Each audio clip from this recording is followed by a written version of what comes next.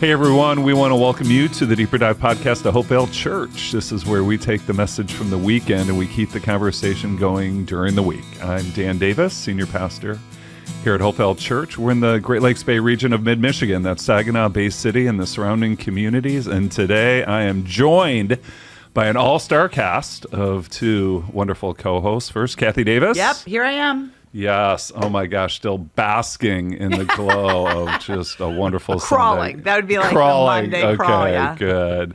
And also Bill Hobson. Bill's one of our elders here at Hopevale and one of the key architects of our Greater Things campaign. Been very involved as well. Great to have you here, Bill. This is pretty fun. I have never done a podcast with Cathy before. You and I have done things. I know. Totally. I feel like I'm a little nervous, actually. I know. Well, We brought in the heavy hitters, though. Bill is like a podcast heavy hitter, so I'm a little bit feeling like principals here or something. really? Yeah. Oh, no, we're going to have a lot of fun because yesterday was a great Sunday, and we'll talk about the message part of that a little bit. But yesterday was also, and this is like God's orchestration because we've had this on the books for a while, both in Saginaw and Bay City. Yesterday was a baptism Sunday. Great, right? What do they do at Bay City? They go in the pool in the high school. They do. John Glenn High School, and I think the official term is natatorium. Well, you would know that, swimmer boy. I totally, I know. right? Natatorium. So yeah, and again, just love what God is doing in Bay City. But it reminded me of a story, and Bill, you and I have talked about this before in the past, that your very first Sunday at Hopevale was a baptism Sunday, and you guys had been through kind of quite a journey coming up. And so tell us a little bit about that first Sunday and yesterday and just why that means so much to you. Well, not only was it a baptism Sunday, it was my birthday. Yay. So you can Give look us on the the day. Give us the day. April 17th. Okay. So if we go back on the calendar, my wife's much better at remembering the year, but it's like 12 years ago. It was whenever April 17th fell on a Sunday. It's been a while. And we were hurting. We were coming from a difficult church situation, and we'd been invited to this monstrous place called Hopevale, a church from our background, a church of about 40 people. Okay. Wow. And we walked into a very, very full auditorium. Yeah.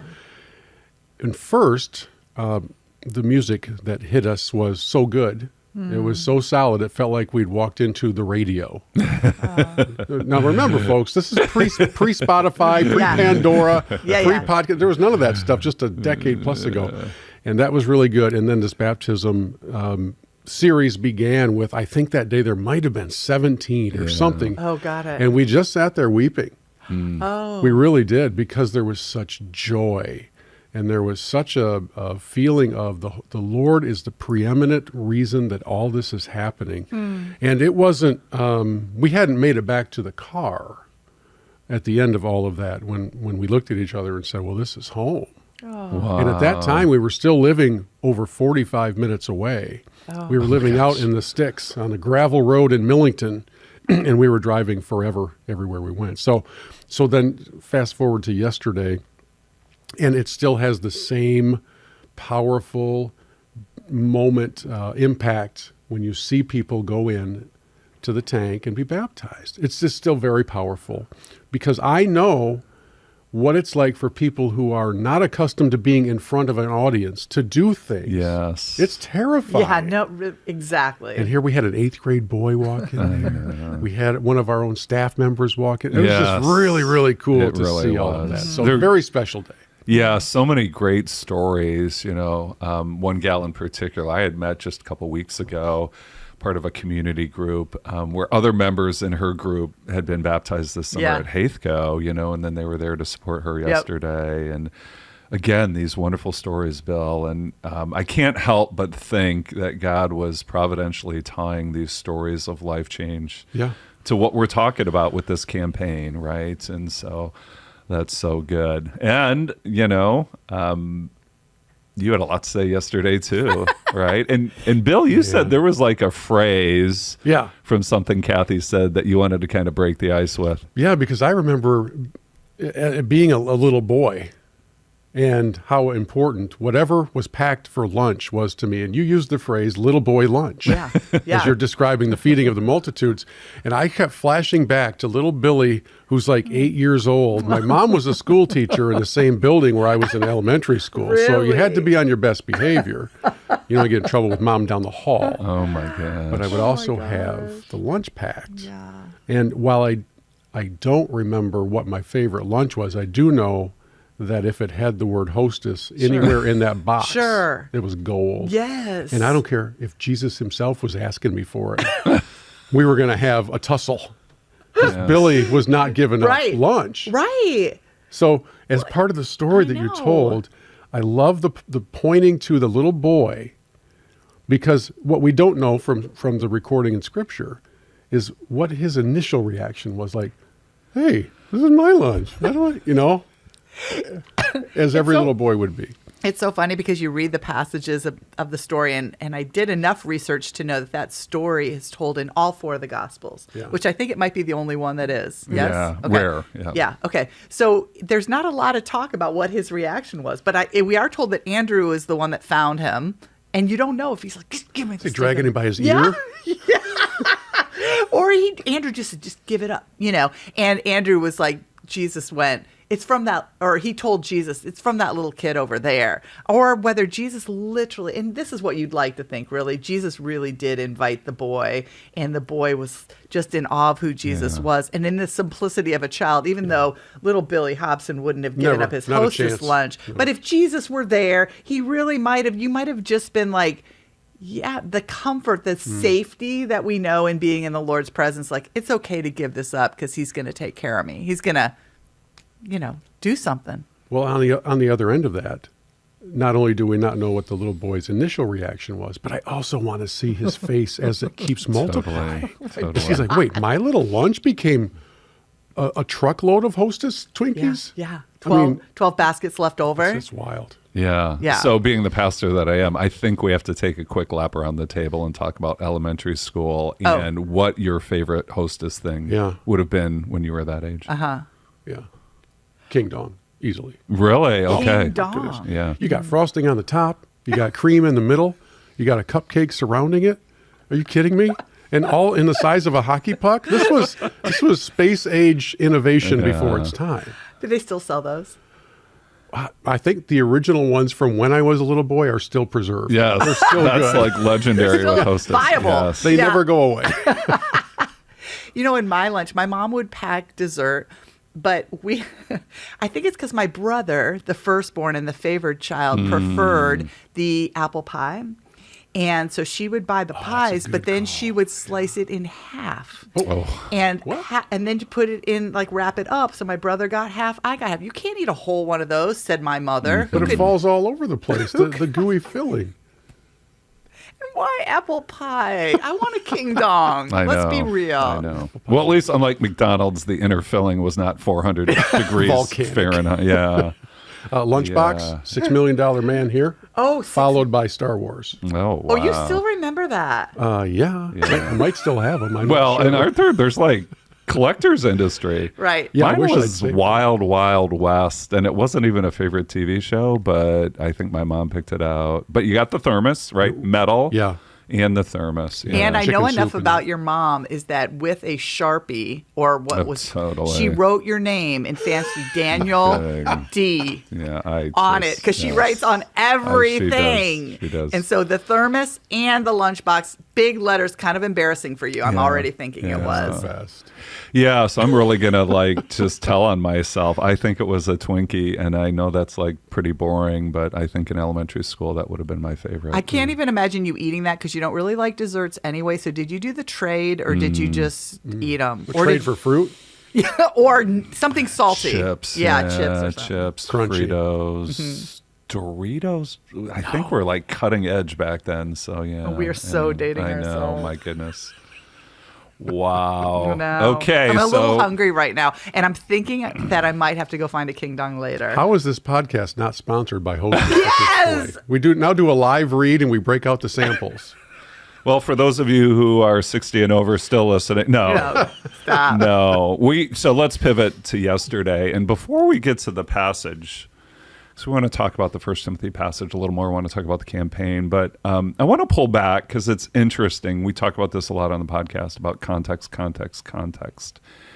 And Paul talks to Timothy and to us about financial areas leading up to this passage. And I think it's really important, because one of the things you see in a lot of the letters that Paul writes is warning against false teachers. And in this case, he talks about those who think that godliness is a means to financial gain. And he's talking about these Christian leaders who are manipulating their authority, right, to gain financially, right, and to trick people. So he goes on, let me just read this. But godliness with contentment is great gain, for we brought nothing into the world, and we can take nothing out of it. But if we have food and clothing, we'll be content with that. Those who want to get rich fall into temptation and a trap and into many foolish and harmful desires that plunge people into ruin and destruction. I mean, that's super intense. And then this is right. For the love of money is a root of all kinds of evil. Like, that's where it, right? It's like, not money is the root of all evil, the love of money, right? And some people eager for money have wandered from the faith and pierced themselves with many griefs, right? So that's some of the conversation going earlier on in the chapter before we get to that passage that you and I walked through, Cathy. And again, it's just this perspective, and we're going to talk about this, like things maybe we've heard before and we know, but how do we go from head knowledge to heart penetration, right? So you have this context, and again, much like, we said yesterday, it's just Paul building upon Jesus's teaching about, that we can't serve two masters, and this pull and the allure for money, wealth, and possessions to become an idol in our life. So we go to this passage, right? 1 Timothy 6, 17, 18, and 19. And just kind of next day thoughts, Kath, as we were thinking about that passage and things that you got to share. Anything lingering from that? And maybe, Bill, we can kind of lead you into that, because I'm sure it's not the first time you've heard that passage either. I just think it's interesting that you gave us the front end, again, building the context and how even way back then people were struggling with, gee, it seems like it would be good to have a lot more stuff. It would be, I would feel safer, I would feel happier, I would feel this. And so constantly the lesson is, let's remind ourselves what the truth is. Let's remind ourselves what the truth is. And the nudge is, I think what's stuck with me is the rich in good deeds. Like, it's okay to be rich, but what are you going to be rich in? You're going to be rich in good deeds. But I want to let Bill talk for a second, because then So what jumped out at you for those? I kept hearing two words that pop into the minds and out of the mouths of a lot of children for among their first words ever: no and mine. So this is a lifelong struggle for all of us. This idea of generosity and the proper positioning of our wealth or our stuff. And we're recording this a day before the election, the midterm elections. Yeah. And so we're all sick and tired of the commercials. We wish they would all go away. They're all really, really irritating for the most part. Yeah. And almost all of them, probably 90% of them, in one way or another, connect to your fear of losing your stuff. Yeah, that's really good. He wants to take away your thing. She wants to take away your stuff. They want to raise your tax. They want to take your social. And all of these commercials and everything in our culture is geared towards making you afraid that you're going to lose what you have. It really is. The fear of missing out on the latest car means that now you're building your definition of my worth on a comparative basis. Do the Hobsons have the same cool stuff that the Smiths have, that the Johnsons have, that the whatever? If I go to their house, I'm going to see this. My 75-inch TVs, they have a 96-inch. And so we're built in this culture to define our position in all of life according to what we have. And we seem to be greatly motivated by the potential fear of losing it. Yeah. Oh, my gosh. And this is not new. Right. It goes all the way back to the Right. very passage that you preached on. We are somehow, even though the Lord says, hey, I got a lot of cattle, like 1,000 hills worth. Yeah. And I've promised you that I'm going to supply every need that you have. Somehow, we sheep, Yes. I've put myself in here, we sheep can be quickly terrified that he didn't really mean it when he said it. Yes, that's it exactly. So like my thing is, we know what Jesus said. He keeps telling us, keeps reminding us. So why, that's my question. Why is it so hard to say, I believe in God, I believe in what he says is true to me, but I still better make sure I got all my stuff protected? Because even though he said he's going to provide, I don't know, what are we afraid of? That he'll forget, that he's not going to provide the things I really want? What are we afraid of? Why can't we like act like we really believe it all the time? Okay. God, this is so good, because I want to pick up on something Bill mentioned, because, again, the spirit, what's in the air and the campaign the election and how it relates. So a few weeks or months ago, talked about like the hierarchy of motivations in the Christian life. Fear, reward is better than fear. And think of parenting as well, right? We do the same thing. But even better than that is gratitude. And then the highest motivation is love, right? And there's everything in this world, in us, the world, the flesh, the devil, that wants to keep us living in that lowest and basest motivation of fear, right? So there's a term I've come up with because I think it's a genuine fear in my life. So you've heard of FOMO, right? What is it, Cathy? Fear of missing out. Yeah. You know what I struggle with? FORO, fear of running out. Yeah. And I Not think gonna be enough. there's not going to be enough. Not going to be enough. Right. And what's wild about that is it takes on different faces in different seasons of life, but it still looks the same. We're not going to have enough for our kids. Oh no, will our kids be able to go to college? For us, which was a big deal, and every family's different, whatever. But now, right, and you just happen to mention this thing, impending unemployment, I think is. Yeah, I mean, so there's that, and then there's the, retirement years down the road or whatever, and, just, oh my gosh, are we going to have to live in a cardboard box, and just, we're going to have money for healthcare, and blah, blah, blah, blah, and there's always that you're going to run out. That you're going to run out. And that's why I love how you camped on the end of 17. Richly provides everything. ... For what? Our enjoyment. Our enjoyment. I know. But there are new challenges of trust, right? You can't go ahead. Well, we as people, and I'll talk about the region, the Great Lakes Bay region. Yeah. We have vivid evidence in just the last few years of how we do have the potential to understand all of this, because it comes and goes in waves tied to emergencies. So after the floods, it was devastating, sad, destructive, and also incredible, because whether you were in a church or you were not from a background of attending a church, everybody cared about their neighbor for about 2 weeks. Yeah. Right? It's all that mattered. It was so cool. Oh, the stories were tremendous. And it was, we're going to come and help you clean up your mess.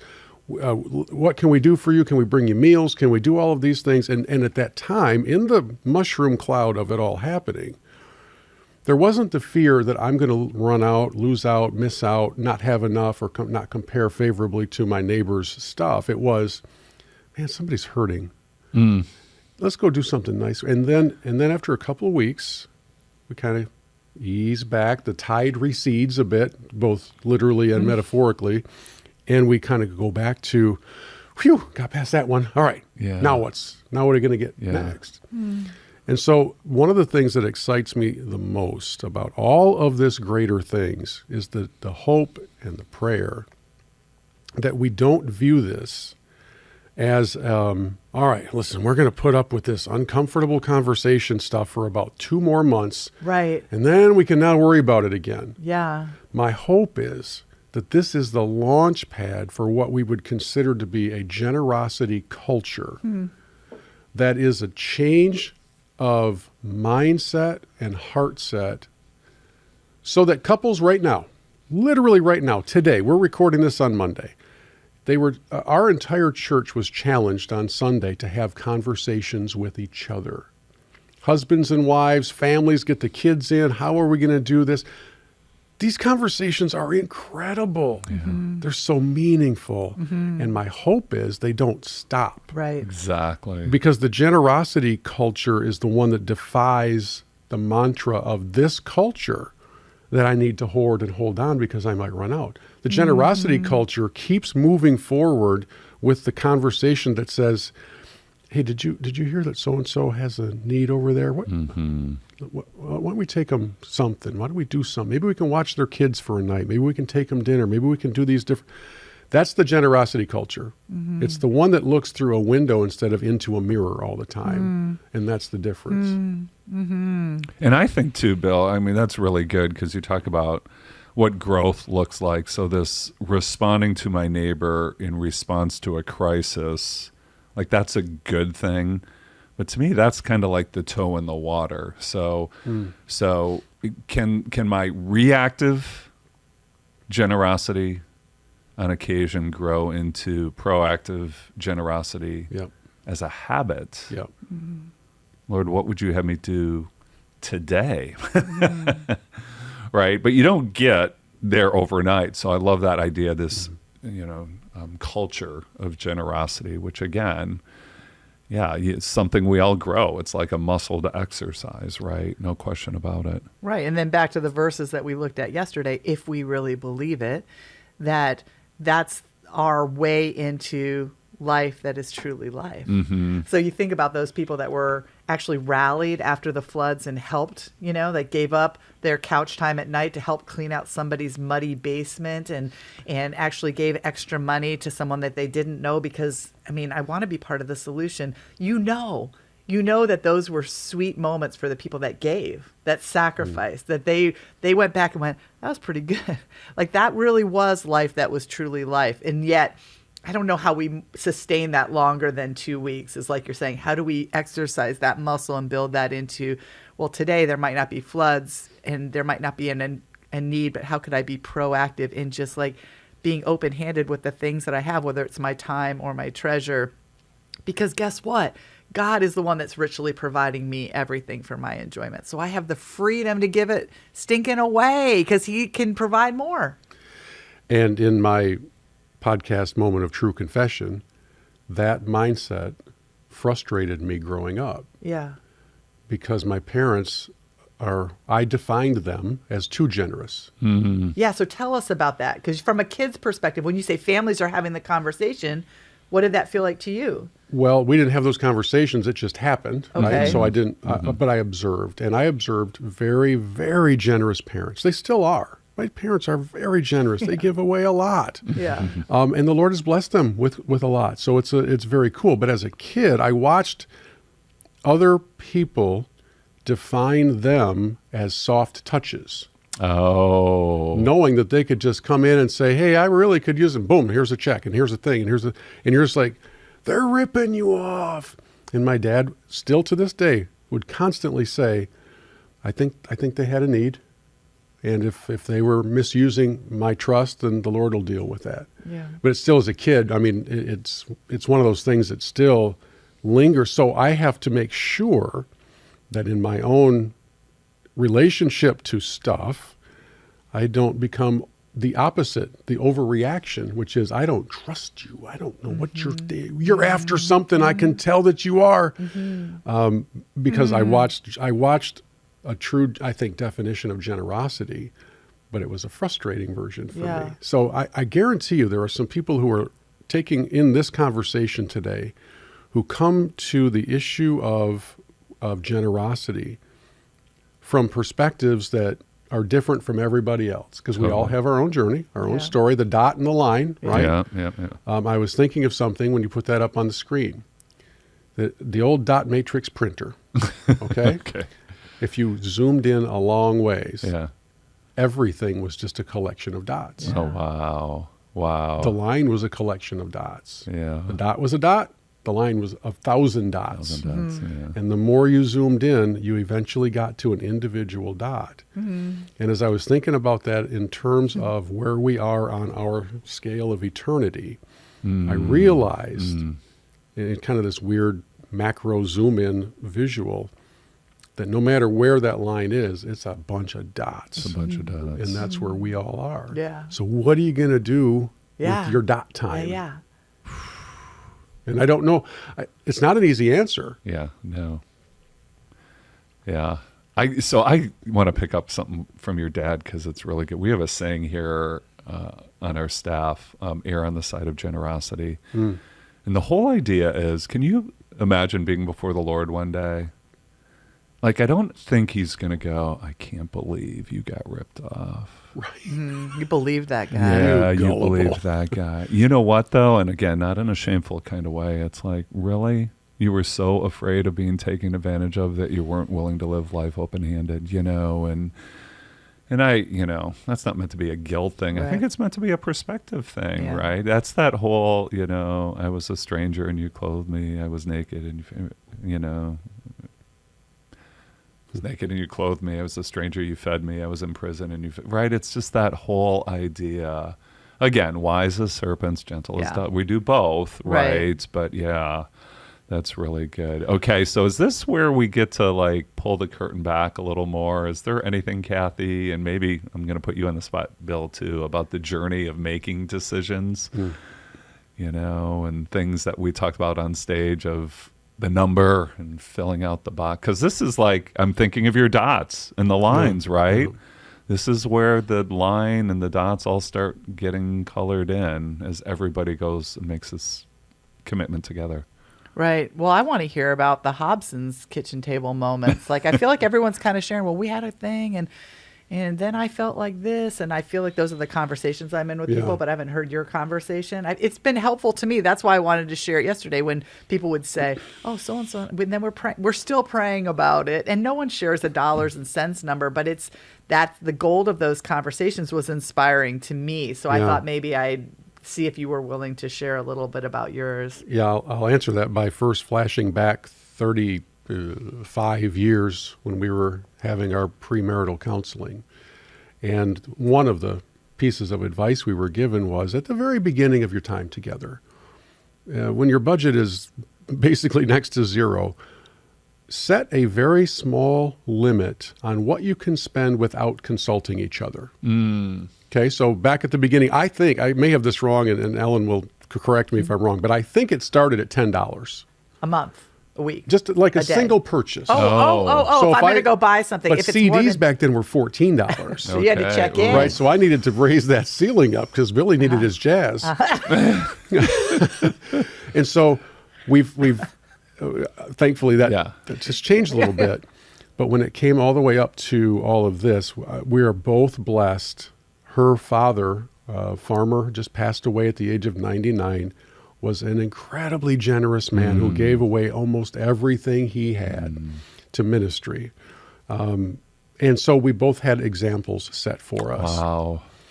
And it was just a few nights ago. It was after I had hosted or been a part of 3 or 4, maybe 5 different small gatherings for this campaign in people's houses or restaurants or in our home or whatever. Yeah.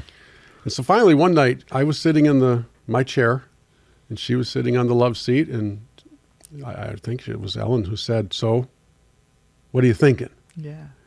And I said, "What are you thinking?" Right? I mean, that's kind of how it comes together. Right. And I said, I want to hear your number.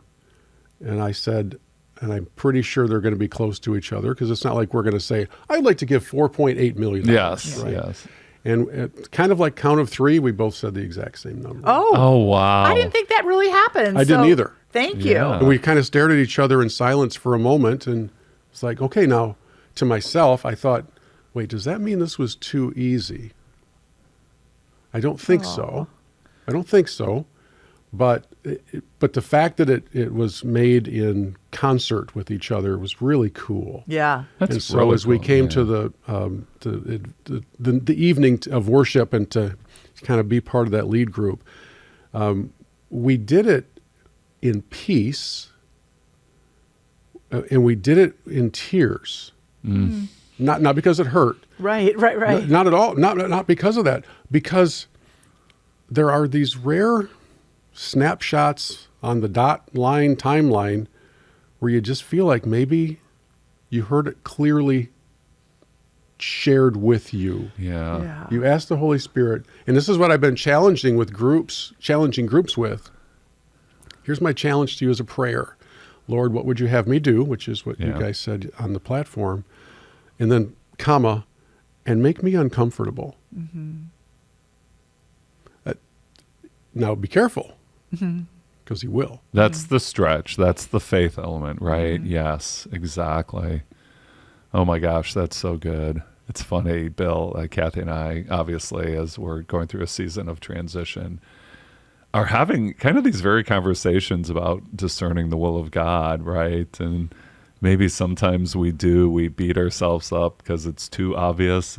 Or like you guys had an alignment and it's like, well, no, maybe not. Maybe that's just a clear. Yeah, where's the argument? Yeah, exactly.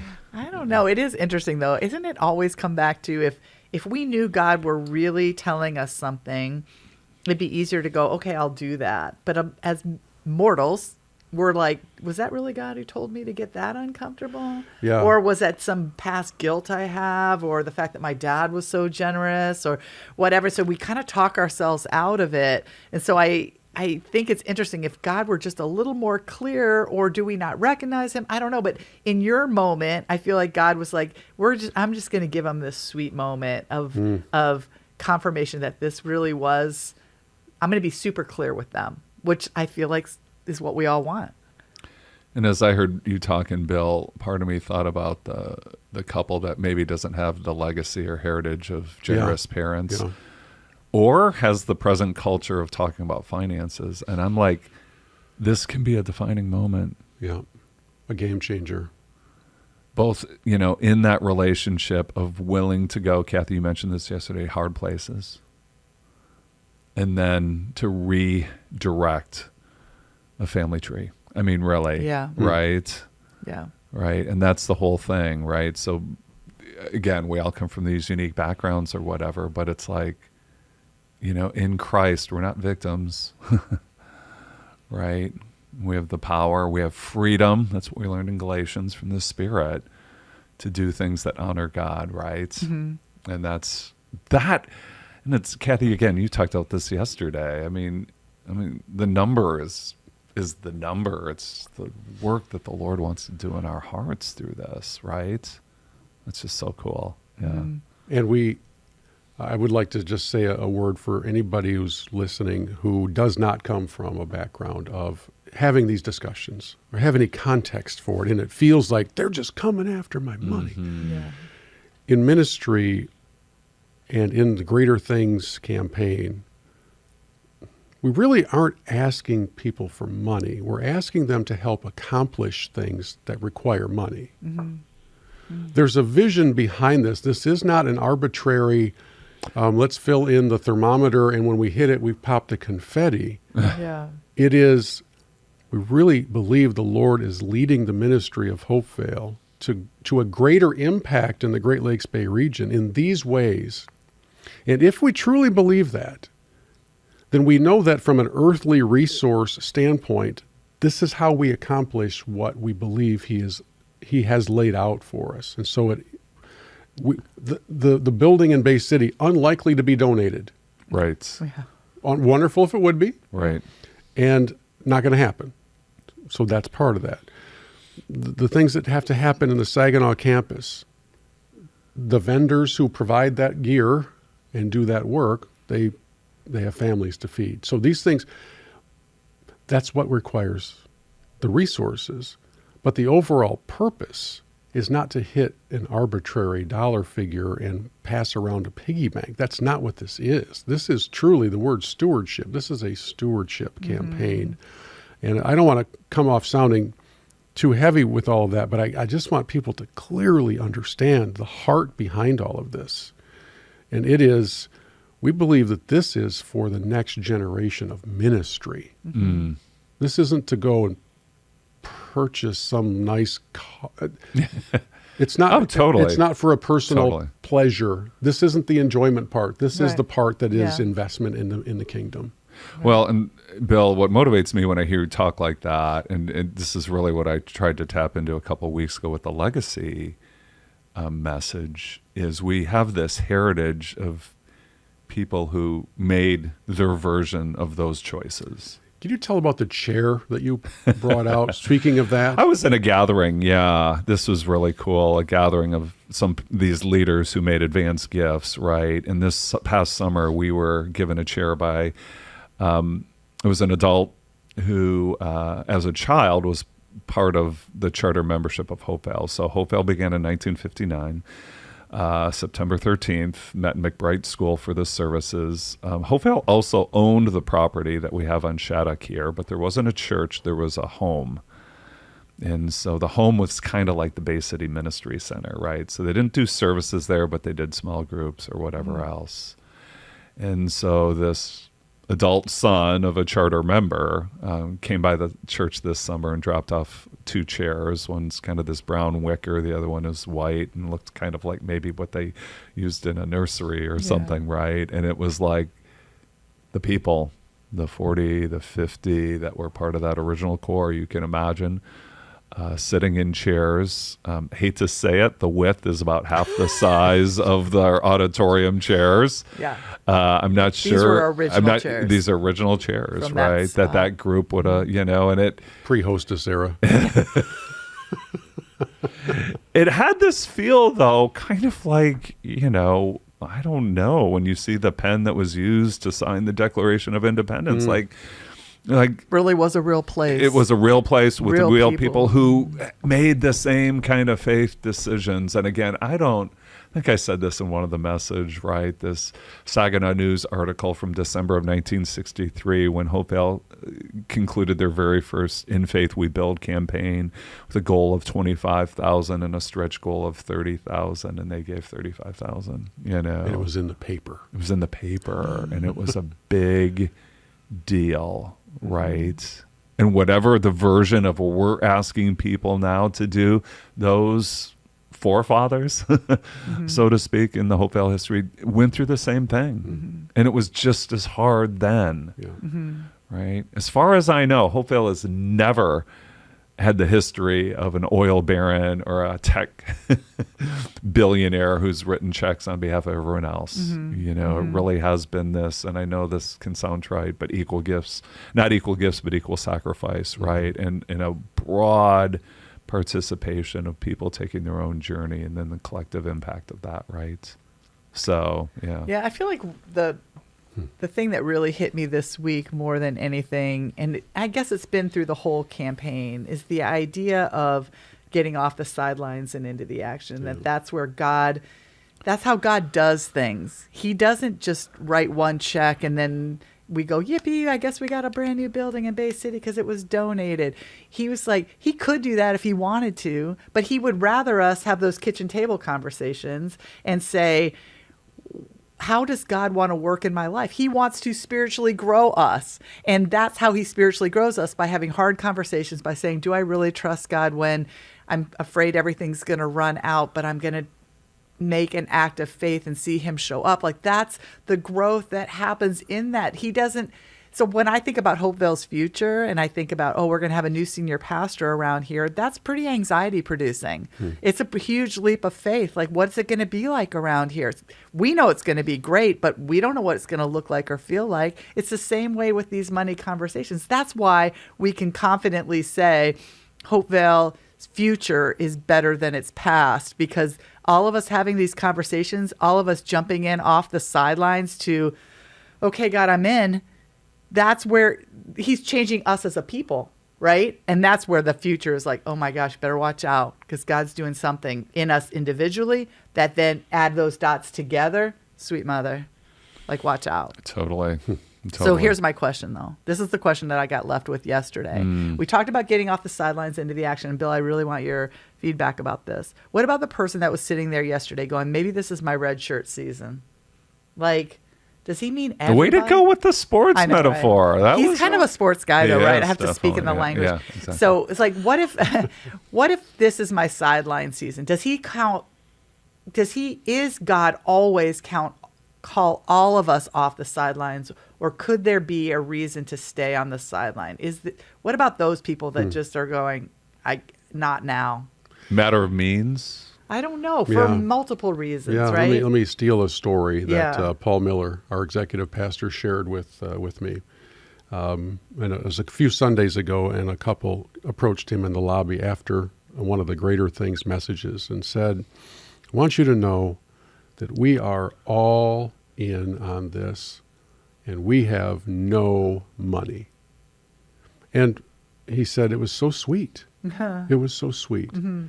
And the wife said, so what we've decided to do is begin to explore like our spending on our cable package and our cell phone arrangement. And we've discovered that if we were to revise some things, we could probably come up with $80 or $90 a month. And so give me one of those folders because my commitment is that amount for 14 months. That's amazing. Yeah. That is. Right? So we Right. have scriptural precedent for the widow's mite and that kind of a thing. And how about, Cathy, more to your question, how about those people who are like, listen, seriously, I don't have any ability to do any of that. We still love you. Yeah. We still want you. You still matter. And the Lord will honor the desire of your heart. If your heart is to be generous, the Lord will find a way to facilitate that generosity because you're already making it clear that you don't think it's all yours. Yeah. You just wish that there was more of it. I'm not going to step out into shaky theological ground here. I'm with my pastor, so I got to be careful. But all I'll say is that if your heart is in the right place, then the Lord will be honored by that. Yeah. And the greater things that we hope to accomplish at Hopevale will be made better and greater because of hearts like that. Yeah. Several years ago, this is my old man story. Several years ago, I was working at a rescue mission in another town, not here in Saginaw, not here in Bay City. And one of the prominent businessmen from around the community came in and he said, I'd like a tour of this place. So I took him on a tour. And one of the things that I would always do on the tour is ask my tour guests to have a seat on the edge of a bed in the men's dorm. Just sit on the edge of the bed. It's as clean as could be. It's cleaner than a hospital. And he wouldn't do it. He wouldn't sit there. I'm not going to touch that. I'm not going to sit there. Okay, so we continue the tour. We get an hour later, we get to the end, and he reaches in his sport coat, and he takes out his checkbook, and he says, how much? How much do you need? And I hadn't asked him for anything on the tour. He's the one who came and asked for it. Yeah. And I did something that probably most development directors should not do. And I said, why don't you go ahead and put your checkbook back in your pocket and give us 2 hours of your time? Come and sort clothes in the clothing room. Come read to the kids in our family center, and come invest some of yourself. And then if you'll do that, you won't need me to answer the other question. And he got a little angry with me and stormed out, and we never saw him again or her. If your heart is in the right place for ministry, Oh, man. the Lord will use that more than he might use a giant check. Oh, wow. I mean, that's really good. Yeah. It's interesting because we've talked about how this is like a crossroads time for the church on several levels, right? Going through a season of transition of this campaign opportunity, not to mention all the noise that's happening around us and tied to election season, right? And I think there really is, Bill, as you tell that story, there really is this, again, to lean on our old Bible stories, right? The 12 spies, right, that go into Canaan, and 10 come back with a bad report, and 2 come back with a let's do this thing, right? And it's like they all saw the same thing. They just saw it differently, right? And isn't that the story of the people of God in every generation, right? It just, is this an opportunity to act in faith and trust in the promises of God? And so love that, love the hard emphasis. So here, go ahead. Well, I just feel like I think that spy illustration is a little bit, it's 10 were bad and 2 were good. That we're not saying that people that can't give are bad. They don't see it as, they don't see this campaign as even anything worth investing in. It's literally let's get our hearts in line and see how God asks us to give. And so I think my heartbeat is for, we all live in houses where the bills are paid. We have the freedom of having the conversation you had with Ellen. We have this freedom. We know that at Hopevale, there are people on a whole spectrum of an ability to give. So we can like say, oh, give up your, $1 a week, or we can say, give up that Starbucks or whatever. I don't know. Maybe they literally $0.00. I mean, I think Bill's challenge is get your heart in the right place. Your challenge is still the same. Come to the Lord and say, what would you have me do? And then in freedom, if he says nothing, just get your heart in line, be prayerful, whatever he asks you to do, that's how we're going to show up. And that's how God's going to connect our dots together to make this amazing impact. Yeah, okay, good.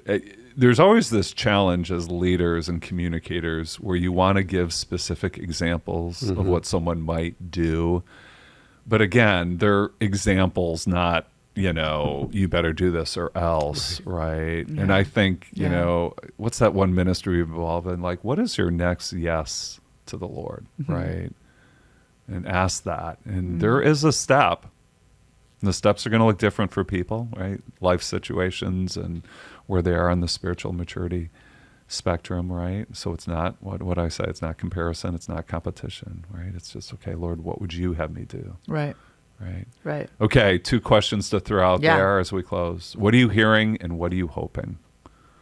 Bill, you've been out there, like doing the campaign things. Okay, a couple of questions I've heard more than once. How do we decide which project gets priority when, so how does it happen? How does the actual execution of the vision take place? So that's question number 1. Question number 2 would be, what if partway through the year things change in my life and my pledge needs to change, whether it was up or down? And so you addressed that during the message. And so those are the things that I'm hearing. What I'm hoping is that we will focus our conversations, our prayers, and our minds and our hearts not on how much we have, but on what we will do with what we have. That's it. You don't need me. You don't need Dan. You don't need Cathy. You don't need your community group leader. You don't need anybody telling you the amount. But we would be committing spiritual and stewardship malpractice if we didn't encourage you to consider what you're doing with what you have. Because if we go through life with clenched fists, we are ignoring the blessings that the Lord has shared with us in whatever form that may be. So that's my hope. My hope is that we would unclench the fists. How about you? Yeah, I mean, I think I already said it. I feel like going forward, we're going to be a different church because individually we invited God into our values and our heart and what we wanted our life to look like.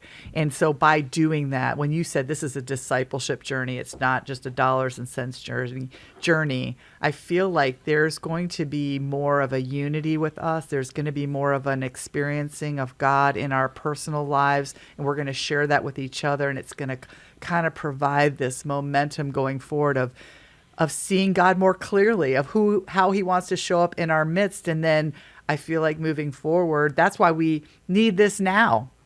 These conversations matter now on the precipice of what's the future going to look like. And I feel like we're going to be a different people moving forward because we're going to be willing to trust God with other stuff. And so this whole mentality of, I've always wondered this when people say, well, they're not talking to me. Like when they're talking about money, they're not talking to me because I don't have a lot. They must not be talking to me when they're talking about getting baptized because, or they're not talking about me about going to the mission field, whatever your thing is. In this one, we're talking to everyone to have a conversation with God and to interact with God. And we're not sidelining anybody from listening to God's voice in their life. And as a result, I feel like we're going to be a different people. We're going to be a more cohesive group that's looking upwards and expecting God to do big things. And the more we do that, I feel like God is honored. And I feel like we are living that capital L life that he's invited us into. So that gets super exciting. Yeah. It gets super exciting. That's really good. I sometimes wonder, I think I picked this up among some of our staff and maybe congregants too, I like to talk about the journey we took 15 years ago, right? And it's not to live in the past. It's a reminder that some of my best moments in life have been shared spiritual experiences. And there are people that we went through that together with, and it's like, I can't believe we got to do that together, and how God showed up and the difference that he's made. And I mean, this is like a plea, not a guilt. It's like, I don't want people this time around to miss out. Because there's going to be a ribbon cutting ceremony in Bay City pretty soon. And there's going to be more stories told of life change, right, that have happened as a result, right? And it's going to happen in Saginaw too, right? And maybe future campuses down the road, and this next senior pastor's coming to Hopevale, right? And it's just like, I don't, use your language, Cathy. I don't want to be people on the sidelines, right? I don't know anyone from 15 years ago who regrets what they sacrificially gave. I do not. That's really true. Nobody asked for their money back. Yeah, exactly. Had the receipt. Right. And so I guess there's just this longing in my heart to go, this will be a shared moment that will be part of your life forever and into all eternity, because you did what you were called to do. You played your part, whatever the Lord is leading you to do. Right. And I really, really, really want you to do that, right?